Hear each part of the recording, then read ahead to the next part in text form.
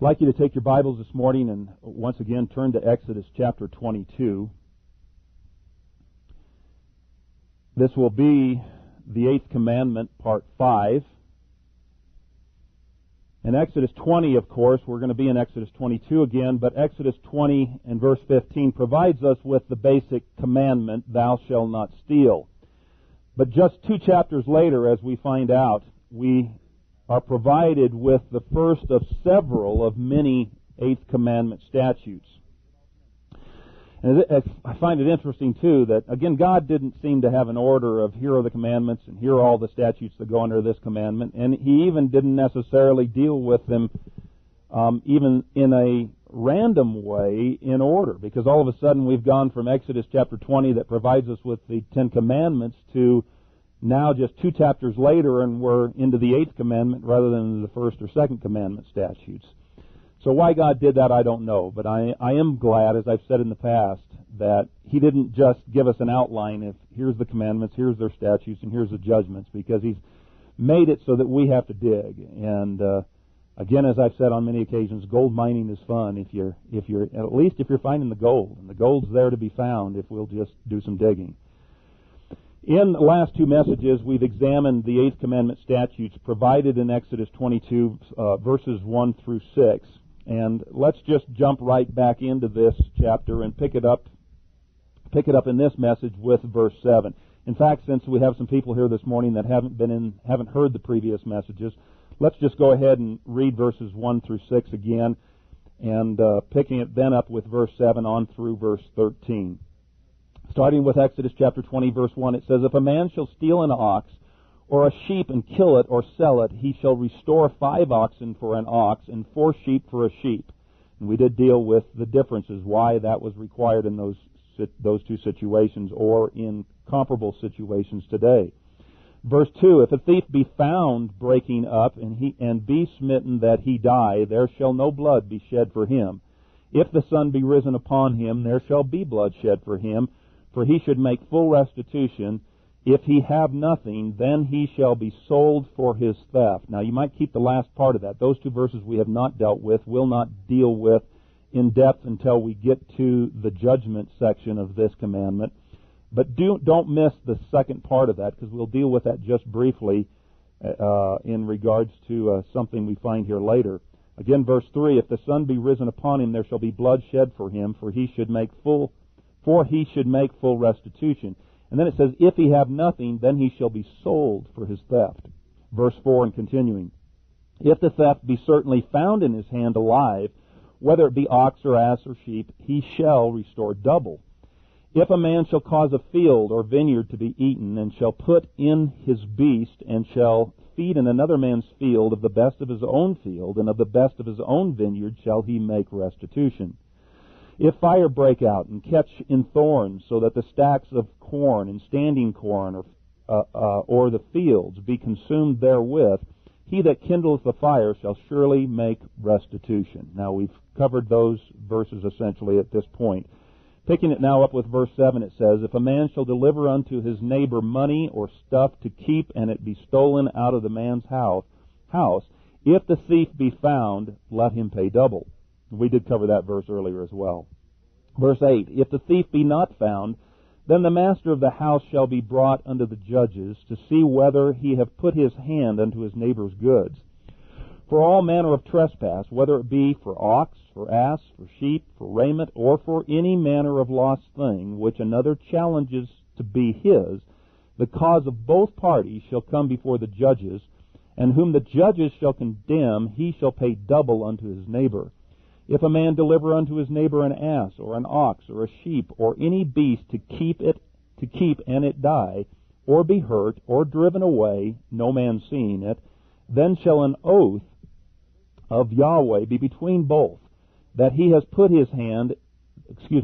not put his hand unto his neighbor's goods, and the owner of it shall accept thereof, and he shall not make it good.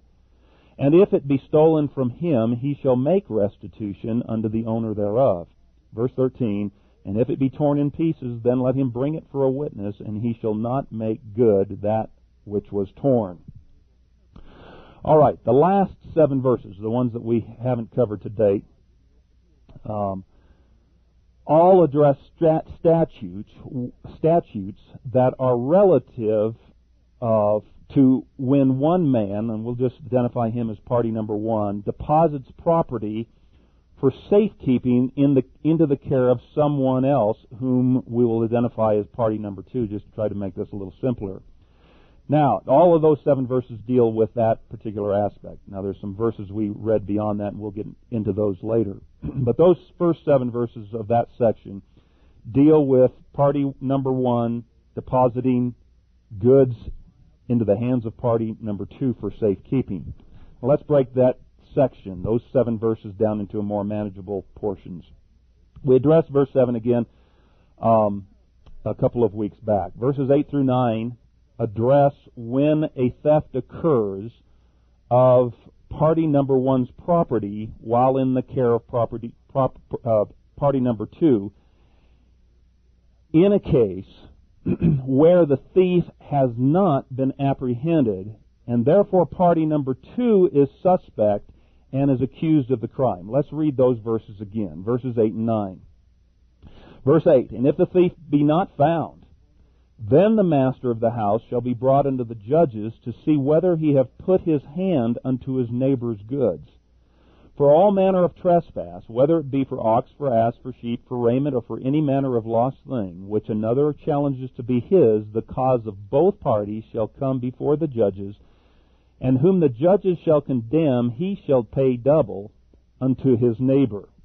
So, with that in mind, if the judges decide in favor of party number one, the party who gave his goods to be watched by party number two, if the judges decide in favor of party number one, party number two is required to pay double what was put into his care and was lost. He being the one who was judged or determined basically to be the thief. So he falls into the thief category, or in the category of the thief.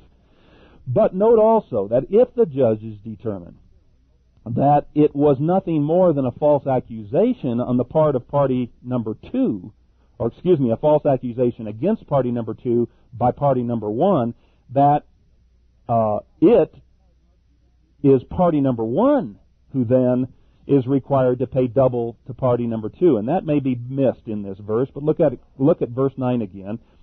Again, it says, let's pick it up with about halfway through. It says, the cause of both parties shall come before the judges, and whom the judges shall condemn of the two parties, they could condemn either one of them, he shall pay double unto his neighbor. You say, yeah, but the one didn't lose anything. His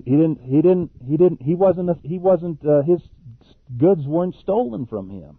It makes no difference. This would be in fulfillment of the law against perjury or false accusations that's found in Deuteronomy chapter 19 and verses 16 through 21. And I'll just read this to you without us turning to it.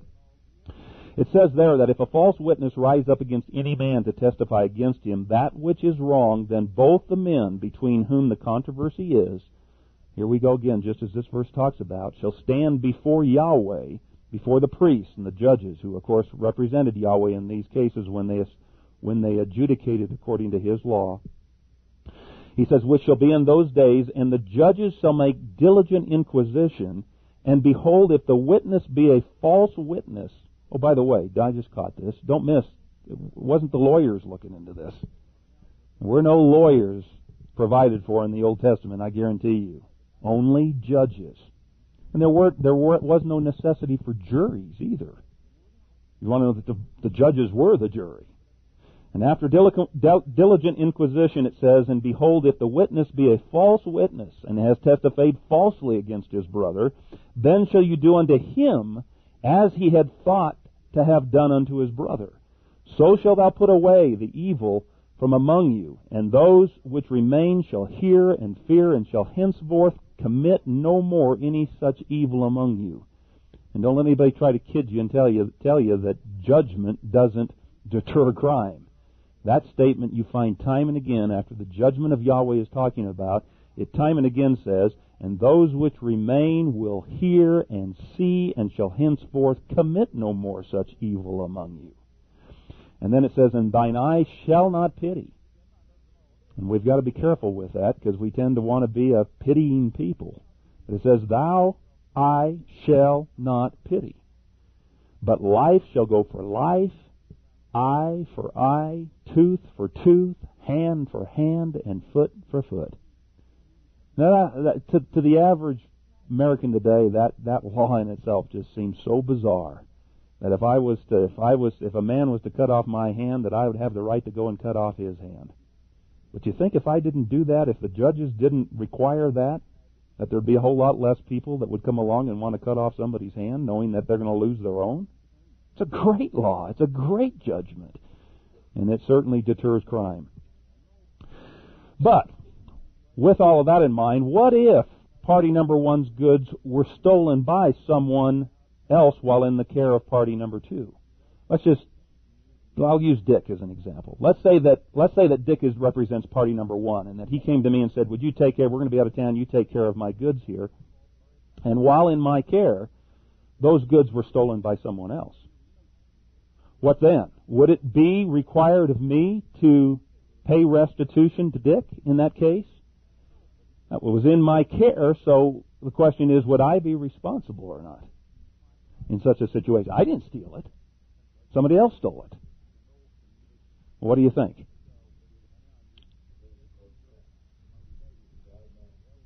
Well, I don't know if it'd be the case under God's law or under today's law. I hadn't thought of that. I'm not going to take the time to think about it too deeply right now. But if today's courts require it, they're actually in harmony with God's law. Look at verse 12. We read it, but you might have missed it. It says in verse 12, and if it be stolen from party number two, from in this case from me, why am I always the bad guy? Let's make Dick the bad guy. And if it be stolen from him, or me in this case, he shall make restitution unto the owner thereof. I didn't steal it, but it was put in my care. And therefore, and you might say, yeah, but, I mean, and this would be the natural way to think of it, yeah, but it could have been stolen from Dick as well, or just as easily. Yeah, it could have been. But the fact is, in this scenario, it wasn't. It was stolen from me, under my care. And therefore, according to Yahweh's laws of restitution, according to Yahweh's laws, restitution would be required. Or compensation, in this case, would maybe be a better word. Because while under my care, under my supervision, it was then that it was stolen instead of under his.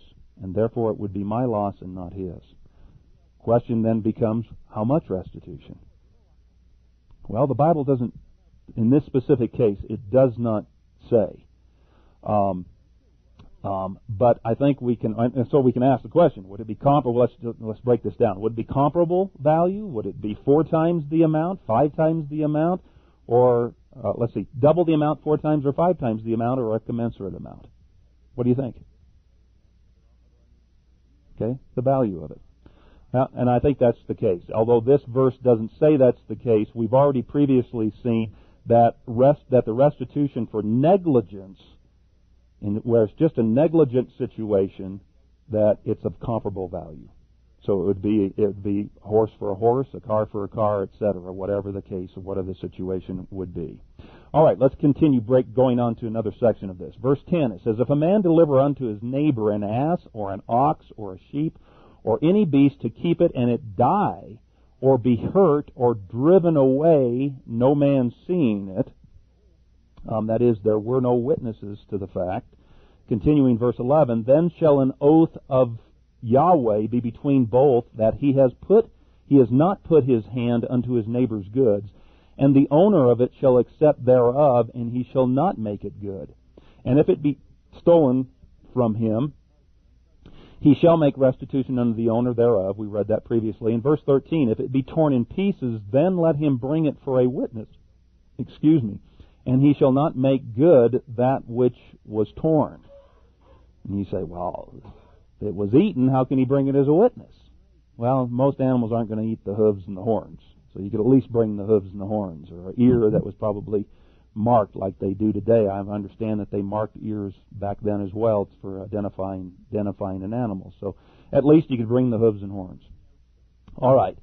Now, in these instances, that is death by natural causes, Self-inflicted injury in the case of an animal, or being driven off is another thing that it says, and that must be understood. It doesn't say this, but it has to be understood as being driven off by a carnivorous animal rather than by a thief, because, again, theft is once again addressed in verse 12. So in these instances, that is death by natural causes, self-inflicted injury, being driven off by a carnivorous animal, or being eaten by a wild animal, party number 2, according to those verses, in these types of instances, is not to be held responsible in any way. It's under his supervision, but he is not in those situations held responsible, because none of those would be a consequence of neglect. However, if you have your neighbor's best interest at heart, I mean, you're not required, but he's put it in your care, he was put into your trust. If you have your neighbor's best interest at heart, it may be the diplomatic thing to do. It may be advisable.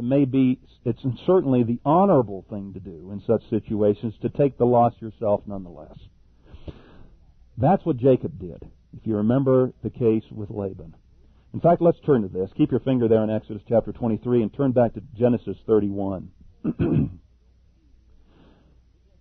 Because that's exactly what Jacob did, even when he was the victim, being taken advantage of by his father-in-law Laban. Genesis 31, and let's read verses 38 and 39.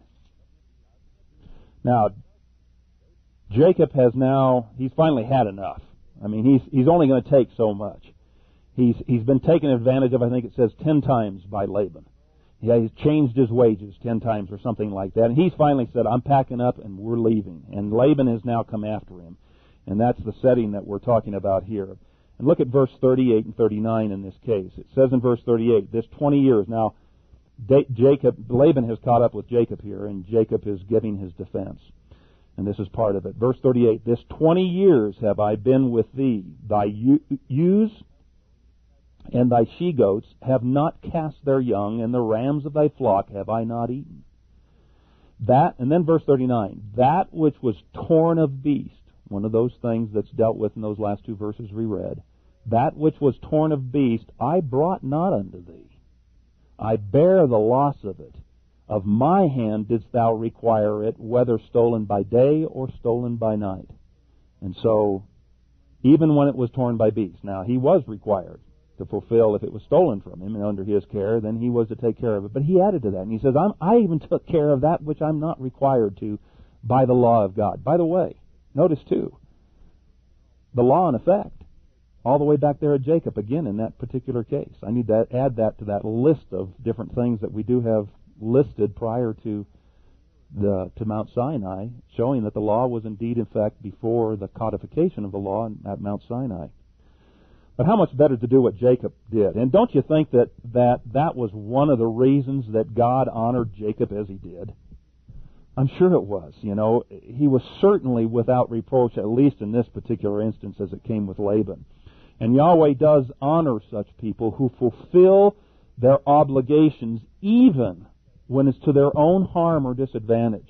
For example, in Psalms 15, 1 through 5, in a list of things that God says he honors, listen to this. It's David wrote and said, O Yahweh, who may abide in thy tent? And don't you want to abide in his tent? I like the way that's it, the idea of that. You know, abiding in his tent with his covering over us. O Yahweh, who may abide in thy tent? Who may dwell on thy holy hill? He who walks with integrity and works righteousness, who speaks truth in his heart, he does not slander with his tongue, he does evil to his nor does evil to his neighbor. Don't try doing evil to your neighbor and figure you're going to get in the tent. He does not slander with his tongue, nor takes up a reproach against his friend, in whose eyes a reprobate is despised, but who honors those who fear Yahweh. And then it says, and swears to his own hurt, and does not change.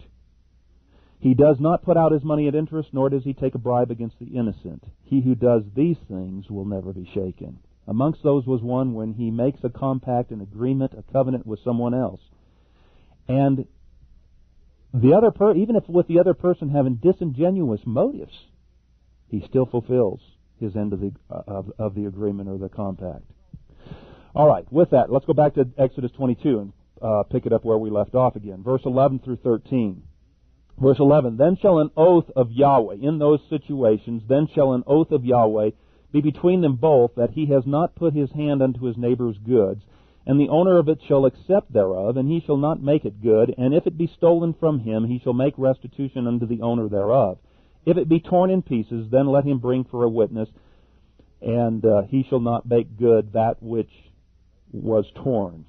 All right, in such situations as described in those three verses, once again, because negligence was not a factor in these particular instances, no restitution was required. The only thing required to absolve party number two in those kind of situations of any wrongdoing, and therefore of the necessity of restitution, in the case of something, once again, that was eaten by a carnivore, would be just simply the evidence that that had happened, the hooves and horns or whatever else could be provided.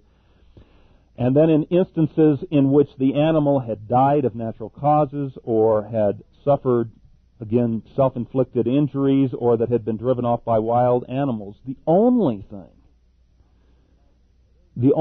that was required was for party number two to swear by the name of Yahweh, to take an oath that the fact of it, or to the fact that he was innocent. And that was it. Again, Exodus 22:10 through 12, the outer part of it, and an oath before Yahweh shall be made by the two of them, that he has not laid hands on his neighbor's property, and its owner shall accept it, and he shall not make restitution. By the way, I believe that is the very statute that Hebrews 6:16 is referencing, and I had never saw this until I put together with this message. But in Hebrews 6:16 it says, "For men swear by one greater than themselves, and with them an oath given as confirmation is the end of every dispute." It's got to be referring to that very same statute right there in Exodus chapter 22. By the way, notice the law isn't done away with after the death of Christ either, because there it is in effect with that very verse as well, or at least one example of it. Now those were days, even at the time that the book of Hebrews were written, those were days when such an oath actually meant something. Not like, compared to today, not like the vast majority of those taken in our modern courts today. And that's where that came from. You know, an oath upon the Bible that originally it used to be the Bible. They've gotten rid of that as well. But the oath, not only have they made the Bible and the name of Yahweh of none effect, they've made the oath of none effect. Those oaths don't even mean anything to our presidents anymore in courts. Demonstrated by our past president, Clinton Jefferson, or William Jefferson Clinton. Thank you. I don't want to remember his name if I don't have to. And by the way, by every other modern president who swears by the Bible and then repeatedly breaks his oath of office numerous times while he's in office. And what does that mean for him to stand there? They all do it. Half the time they don't even get through the day without breaking the oath. They're already signing into law something that's already non-constitutional, let alone breaks God's laws. Adam Clark had some interesting remarks in this regard. He stated this in his commentary. So solemn and awful were all appeals to God considered in those ancient times that it was taken for granted that the man was innocent who could by an oath appeal to the omniscient God that he had not put his hand to his neighbor's goods. Since oaths have become multiplied, and since they have been administered on the most trifling occasions, their solemnity is gone, and their importance little regarded. Should the oath ever reacquire its weight and importance, it must be when administered only in cases of peculiar delicacy and difficulty, and as sparingly as in the days of Moses. Now, I'm not so sure of the last part of that. I'm not so sure it was so sparingly. It just wasn't mentioned all that often. But But when they would do so, it was done with the understanding that if I swear in the name of Yahweh and I do not fulfill my oath, my part of the covenant, that I am calling the wrath of Yahweh down upon me. And of course, they've thrown that part of it out of it as well.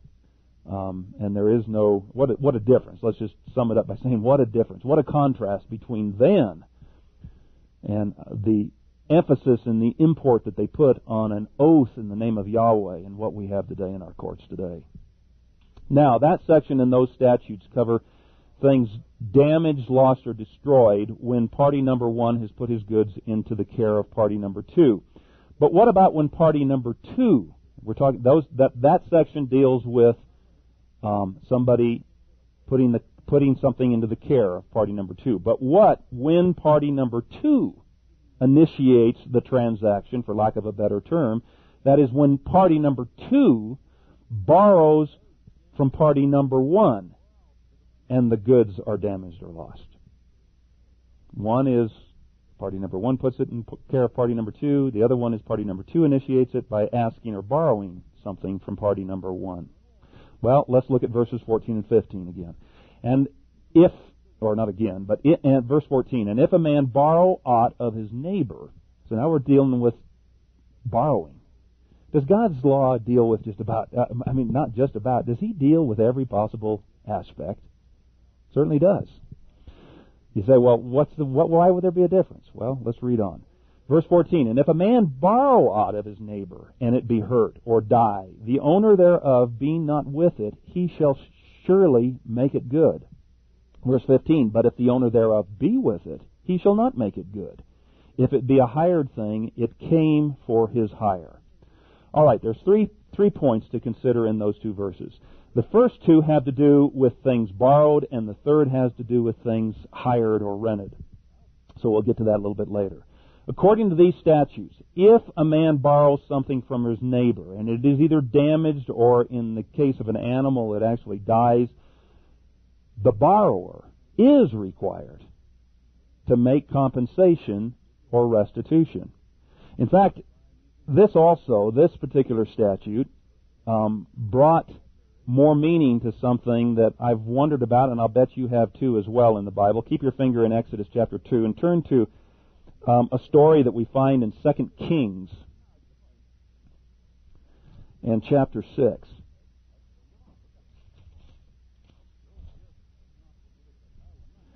There's many of these kind of situations in the Word of God that you read the account and you think, well, what does that mean? And oftentimes, if you go back to the law, all of a sudden you'll find out why people reacted in the fashion that they did. 2 Kings chapter 6, beginning with verse 1.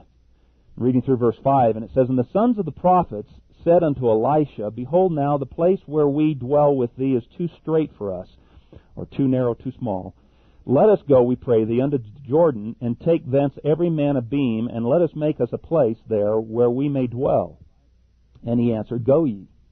And one said, be content, I pray thee, and go with thy servants. And he answered, I will go. So he went with them, and when they came to the Jordan, they cut down wood. Verse 5, but as one was felling a beam, the axe head fell into the water. And listen to what he said. And he cried and said, alas, master, for it was borrowed. Now, have you ever wondered about that? First of all, the story, and of course the story goes on, a lot of people would, that can't happen. Well, God is able to use His prophets and His men to accomplish a lot of different things that most men would consider as being ridiculous. But I'm not going to get into that. But have you ever wondered, why did he cry out and say, why did he make such a big thing about it being borrowed? Well, it doesn't tell us, but I believe it illustrates, again, this statute. And the reason I think that this young man was so concerned about this item being borrowed and now obviously lost, except for what Elijah's intervention in this situation, was that probably, the prophets weren't wealthy men in any stretch of the imagination, I'm sure, back in those days. This was one of the sons of the prophets, probably in schooling, and he's concerned. This thing was borrowed. And probably what the case was is that this young man was without the means to replace it. And therefore, that goes back to that one part of that verse I told you that I wanted you to pay special close attention to. And therefore, he would have or could have been put into temporary servitude, a slave to another man, if you will, until that was paid. So, again, here's a story that goes back. If we understand the law, all of a sudden we can understand why. This is the way it was. When the owner initiates the transaction,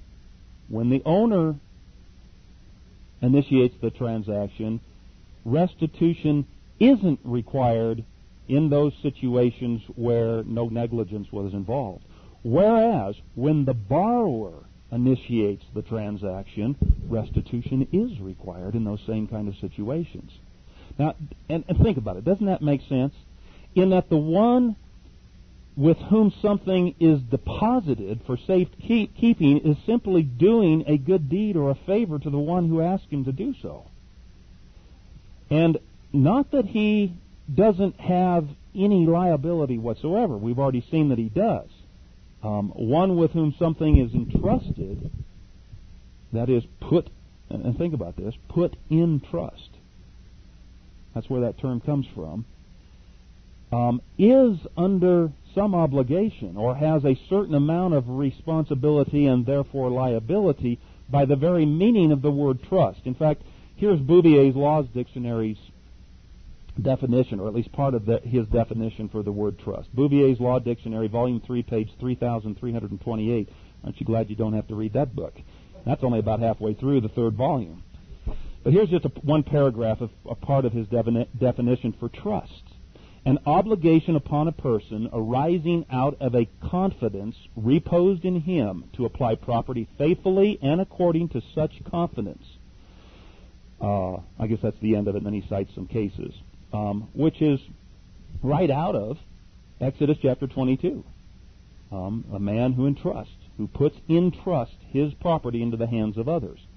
Now, there are people that I've run across who do not believe that trusts are biblical.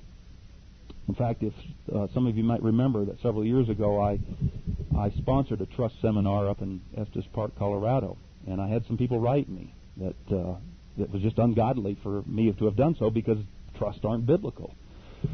Well, trusts are, or at least the biblical precedent for trust is found in Exodus chapter 22, verses 7 through 13.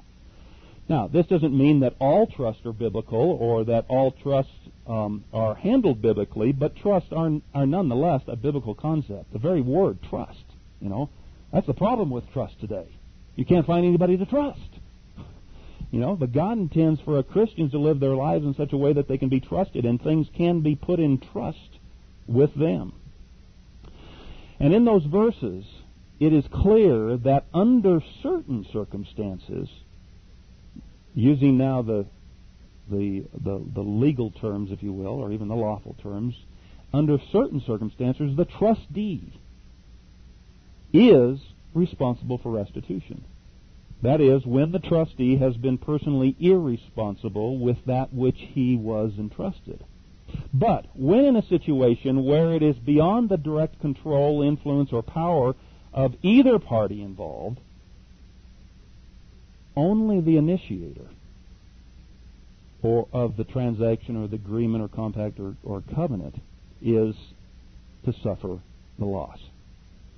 Therefore, in a trust situation, it's the trustor who's the initiator and who therefore suffers the loss when something dies of natural causes or injures itself or is run off by carnivores.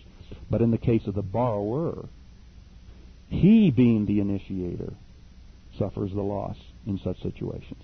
That makes sense? It makes sense. I mean, you can see it. It all depends on who the initiator is. And so there would be a difference in those two scenarios. And after all, the owner of that property, which was borrowed by someone else, could have just as easily said, you can come and use my tractor, but it's going to cost you so much a day. He could have said that. And in such situations, for the borrower not to make good what was damaged, lost, or destroyed would be a case of returning evil for good. Would it not? I mean, he said, yeah, just grab the tractor and run with it. Go plow the field. grade your road, whatever was necessary. And for him not to make good if it was lost or damaged under his supervision, it would be simply returning evil for good. Therefore, once again, in the case of a borrow, he being the initiator suffers the loss in such situations, unless the owner came with the animal, or the tractor, or the road grader, or the chainsaw, etc. Andy, you came and helped me with the chainsaw. Good thing it kept working because you were there and was present when the loss occurred. Then it would be an entirely different situation. Look back to Exodus 22, verse 15. First part says, "But if the owner thereof be with it, he shall not." Party number 2 is not required to make it good. In such a situation, the owner would, of course, it's his property. He says, "I'll come along and I'll help you grade the road." Well, it's under his, he becomes, in that situation, the principal supervisor, and the loss then is his. Jamieson, Fawcett, and Brown's commentary said this in that regard, adds to that thought. It says, "But if the owner thereof be with it, he shall not make it good. In this supposed condition, the exemption of the borrower from all liability was evidently founded on the presumption that no one would use a beast ill in presence of its owner, and that proper care was taken of it by the fact of his presence and sanction. The same thing if it were hired instead of being borrowed." So it just, the idea of, again, if it's hired, then you're paying for it. You're going to take care of it. Of course, once again, the Christian thing to do in such a situation, what might be called a good neighbor policy, would be for the borrower, even in that situation, the neighbor came along and is helping you out, to still take the loss yourself. Or at least, the least you could do, not required, but it's going that second mile, is to at least meet him halfway and pay for half the loss. But another situation. But what if it was a situation where something was damaged or destroyed when it was neither in trust or borrowed, but instead something hired, rented, or leased? Well, the latter part of verse 15 covers that, and it says, "If it be a hired thing, it came for his hire," which is precisely how rental establishments work today.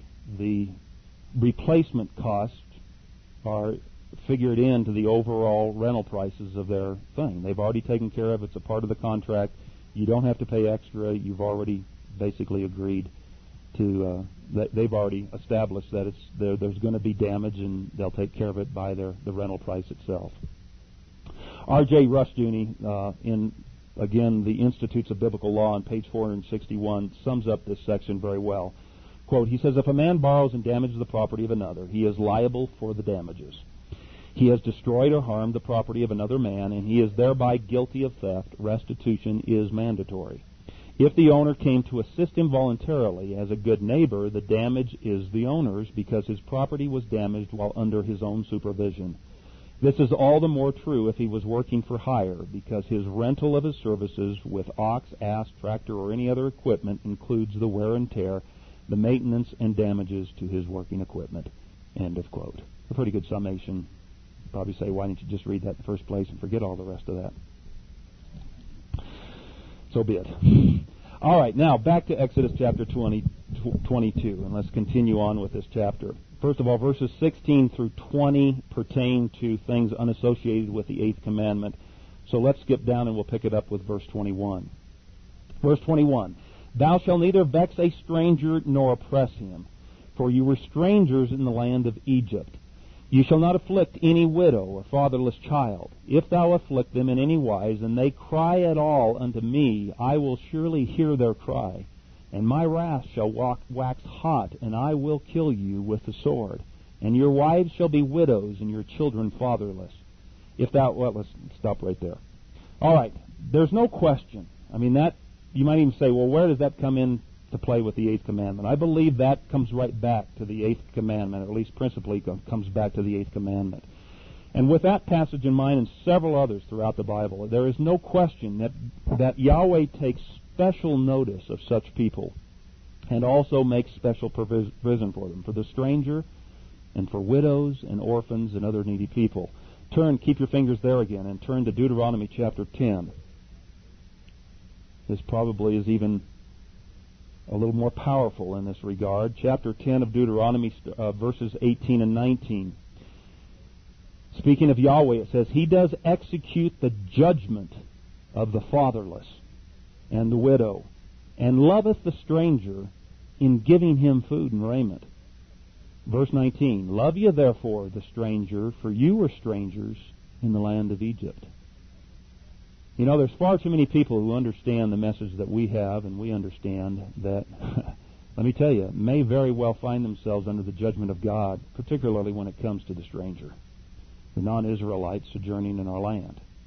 God says, except for a couple exceptions, which are pretty minor, He says that the stranger, while here under Israel's law, is to be treated just like Israel, and not with disdain or corruption. And usually, back in those days, if they were there because they had seen what it meant to serve Yahweh, and were there at least in respect of Yahweh, and had come to the land and willingly put themselves under the laws of Yahweh.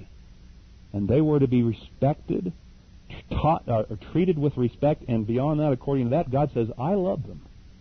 And therefore you better love them too and treat them respectfully. In Psalms 146:9 it says, Yahweh preserves the strangers. He relieveth the fatherless and the widow, but the way of the wicked He turns upside down. Special instructions and provisions for the same type of people are provided many times throughout the law. For example, grain was to be left behind for widows and orphans and the stranger during harvest, as found in Deuteronomy 24:19 through 21. Including also every year leaving the edges, the corners of the field were to be left for the widows and orphans and poor and the stranger. Also, the servants were to be given special hospitality at the feast, according to Deuteronomy 16:11 through 14.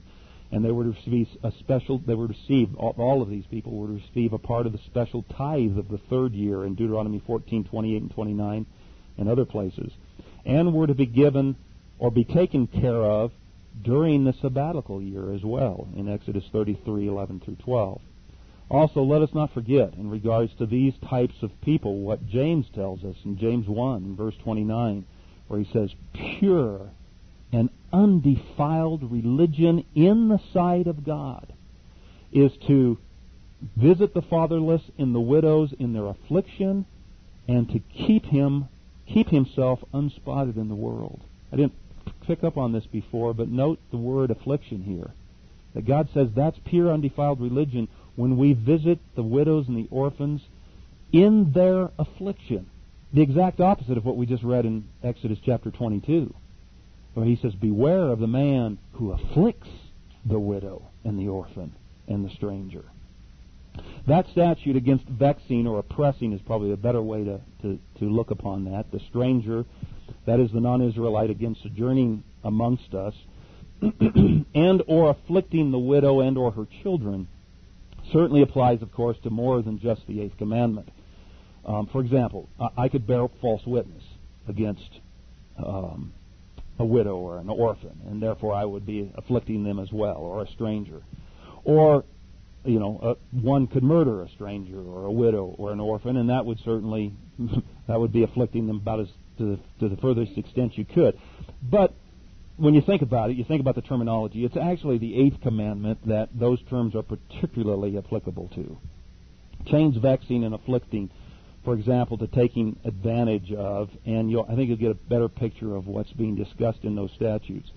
And to take advantage of the weak or the vulnerable or those less able to defend themselves is, simply put, to steal from them in one fashion or another. You've taken advantage of them, they're at a disadvantage, and you've stole from them. And so it's particularly an Eighth Commandment statute. We find this same statute as it concerns strangers, for example, in Leviticus 19. And it's tied directly to an Eighth Commandment statute. Let me just quickly go there, and I'll read verses 33 through 37. Beginning with verse 33, it says, And if a stranger sojourn with thee in your land, you shall not vex him. Same statute, at least as it concerns the stranger. Verse 34, but the stranger that dwelleth with you shall be unto you as one born among you, and thou shalt love him as thyself, for you were strangers in the land of Egypt. I am Yahweh your God. And then in verse 35, you shall do no unrighteousness in judgment. So here is where we start tying it into the 8th commandment. In meat yard, in weight, or in measurement.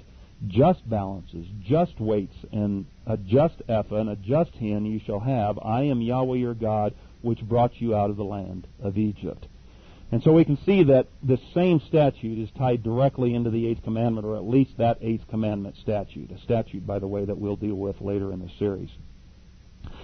But I want you to note in this particular rendition of that statute that the stranger, that at that time, the stranger and the orphan and the widow is to be given first.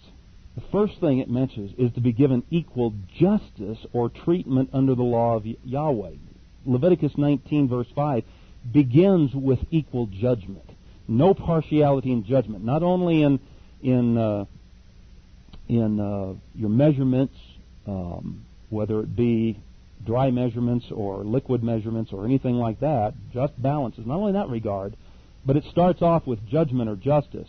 And the same, of course, would apply to any disadvantaged person such as the poor. It's a principle that obviously would be extended to them. In Exodus 23, for example, the poor and the stranger, instead of the stranger and the widow and her orphan, in this case it's the stranger and the poor that are lumped together as it concerns judgment or justice.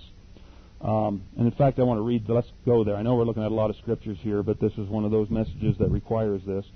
In Exodus 23, let me read this to you in verses 6 through 9. Thou shalt not wrest the judgment, there we are again, of thy poor in his cause. Keep thee far from a false matter, and the innocent and righteous slay thou not, for I will not justify the wicked. See how far I want to go here. Verses 8 and 9. And thou shalt take no gift, for the gift blindeth the wise, and perverteth the words of the righteous. And thou shalt not oppress a stranger, for you know the heart of a stranger, because you were in Egypt, as it is how it goes on. In other words, again, to begin with, God requires equal justice or treatment under the law. And, you know, American courts were originally designed with that biblical premise in mind. However, don't be fooled. You know, they're still proclaiming that we have equal justice under the law. And it does come, and there was initially, because it came from that biblical statute. But do not be fooled. There is no longer, it's no longer the case, because if you're not wealthy under our current court system, and unable, if you're not wealthy and therefore unable to afford or buy the best lawyers, under our current system, there simply is no equal treatment under the law. You think that Bob could take on a corporation with all the lawyers, and you think he's going to win? He might, but I'll guarantee it'll be the exception. If he was to take upon the corporation who has all the expensive lawyers at their disposal, there is no longer, the way it's set up now, equal justice under the law. But at the same time, and that's in regard to the poor. But at the same time, don't think that this cannot also occur in reverse as well, just as easily, where the rich man is the one given unfair treatment and is put at a disadvantage. And God understood that. He said there's to be equal justice both ways. We read from verses 6 through 9, I believe it was, about giving the poor, making sure that the poor had equal judgment. Well, in verse 3 it says, neither shalt thou countenance a poor man in his cause. Neither shalt thou look to the poor man and give him the advantage over the rich man. So God said it can work either way. Let me read Exodus 23, 1 through 3, in fact, from the New American Standard. It says, you shall not bear a false report. Do not join your hand with a wicked man to be a malicious witness. You shall not follow a multitude in doing evil, nor shall you testify in a dispute so as to turn aside after a multitude in order to pervert justice. And then verse 3, nor shall you be partial to a poor man in his dispute. God says you are not to be partial to the rich man, and you're not to be partial to the poor man either. Now, there are people who need to take heed to that, verse 3 of Exodus 23, because there are people who by their very nature are especially merciful. No, they're just merciful people. My wife is one of those people. And she needs to, if she was a man and a judge, she would need to take special care of that. I can remember back when I was a salesman, and she tried to talk the guy out of the sale. It was far too much for me to be charging the poor guy.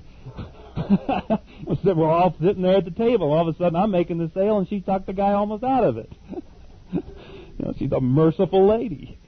And there are people like that who, therefore, have an automatic bias for the underdog. She didn't know I was the underdog. I had to feed my family. She just didn't realize it.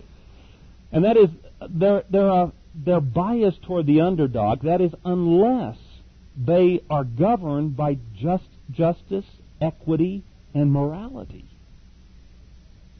I.e., that is, unless they're governed by the laws of Yahweh, which then assist them in overruling their emotions and their propensity to judge by their hearts instead of their heads.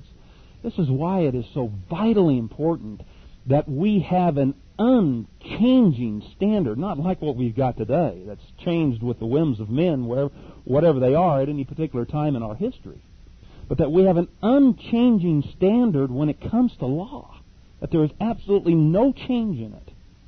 One which overrules or balances, if you will, both the overly harsh and the too lenient, the austere and the overly tolerant. Because to be partial in judgment to either the poor or the rich, think about it, is to say that one is evil and one is not.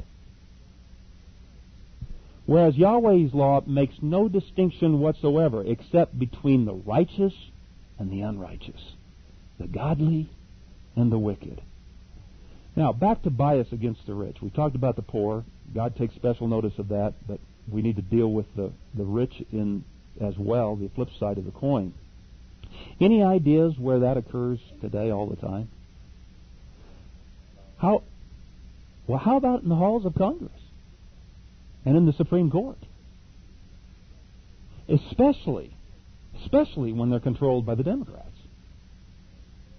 which now there's hardly a dime's worth, a nickel's penny's worth of difference between Republicans and Democrats anyway. Now it doesn't make a whole lot of difference. But their policies can be summed up as Robin Hood legislation.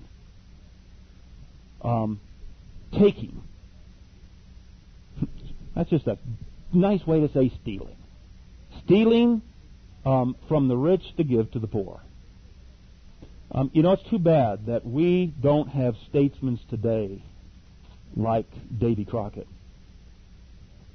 I don't know if any of you've read one of his speeches to Congress in this regard about taking from the rich to give to the poor, which he was guilty of. And he was going the story, and I wish I had time. It's too long to read it to you, and I'll tell you where you can find it so you can read it. I'll just tell you now. It's U.S. Representative Ron Paul of Texas has it on his website at www.house.gov/Paul/NYTG. Not yours to give is the title of it.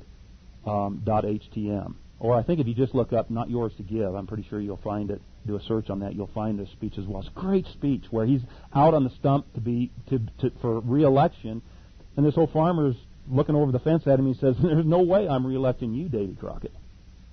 He said, we trusted you, and you went and talked about a bill that they'd passed to help a widow who had lost her husband, and they took the money. He says, "You're a thief," essentially.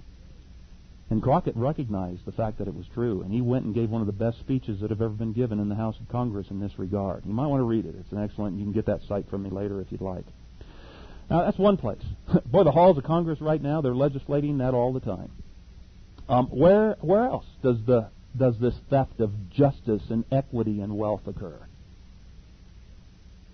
Well, probably the most blatant and possibly the most egregious is found, and I'm surprised somebody hasn't come up with this one, the graduated income tax, where the wealthy, the industrious, the diligent, the entrepreneurs is taxed at a higher rate than are the poor, and often which are poor because they are less industrious and diligent. Simply because they're taxed more, simply because they're rich and they have more. The graduated income tax is theft, plain and simple, at least according to Yahweh's laws of equity and impartiality. Furthermore, it's also in principle the antithesis of Yahweh's way. Socialist man, his ways can be summed up in more from those who have more, whereas, like it or not, Yahweh's way can be summed up in this regard as more to him who has more. Isn't that Yahweh's way? Mark chapter 4, verse 25. Whoever has, to him shall more be given. And whoever does not have, even what he has shall be taken from him. In other words, Yahweh rewards the industrious, whereas unregenerate socialistic man penalizes the industrious and rewards the slothful in many cases. It's essentially just more of calling evil good and good evil. Everything's turned around backwards. Now back to Exodus 22. We're going to conclude this here real quickly. Note, as far as restitution is concerned, that there is not a harsher punishment for someone who oppresses the stranger or afflicts the widow or the orphan. The same laws of restitution. Since it doesn't elaborate on it, we can go back to the previous principles and we can figure out what restitution was required. And the same laws of restitution, that is in man's court, under Yahweh, would apply. Nevertheless, do not miss the fact that in Yahweh's court, he warned that doing so might very well arouse his anger and unleash his wrath, and that he may, in fact, even kill the person if that disadvantaged person calls upon him for relief. Verses 23 and 24, again, we won't read it for the sake of time, but that's what it says. It would be a good idea for us to keep in mind, not only in what we do not do, but also what we possibly should be doing for the disadvantaged. That Yahweh is the defender of the defenseless. And Psalm 68:6 describes him as a father of the fatherless and a judge for the widows is God in his holy habitation. You know, now in light of those passages in Exodus 22, 23, and 24, you know, you have to wonder if when someone seems to be innocently murdered, if possibly it wasn't altogether that innocent after all. Because God says not that he will kill them, but if you remember, he says, I will kill them by the sword. In other words, at the hands of someone else. And that possibly it was Yahweh simply using the murderer to vent his anger and to accomplish his judgment on someone who had taken advantage of the widow or the orphan or the poor or the stranger. It does make you think, doesn't it? All of a sudden you think, well, maybe that wasn't an innocent murder after all. Maybe there was God's reason for it. Not in all cases, but certainly God has made it clear that in some cases that's exactly what he does. If the widow, if the orphan calls for him for help. Makes you think. And hopefully this series is getting you to think upon the eighth commandment in ways you haven't again thought before. Adding the statutes and the judgments of God, all of a sudden this opens up. Again, and the more I'm into this, the more and more I see that this opens up, so it's going to be one of those series again. Praise the Lord, right? We get to be that much longer in God's Word and get to glean that much more. Once again, I hope you appreciate not only the depths and the breadth of Yahweh's law, too. It covers everything. But once again, the perfection of his laws as compared to the absolute imperfection of man's substitutes that we have today. Amen? What a God we serve. What a law he's given us. What a Savior we have. Let's stand and we'll close this in prayer. Heavenly Father, we're again very thankful to you and praise your holy name and glorify you as our God, King, Judge, and Law. and lawgiver, Father. We praise and magnify you and for all that you've given us, for being our Savior in Yeshua the Christ. And then, Father, beyond all of that, giving us your law, your word, Father, to govern our lives, to help us to live in such a fashion that we can live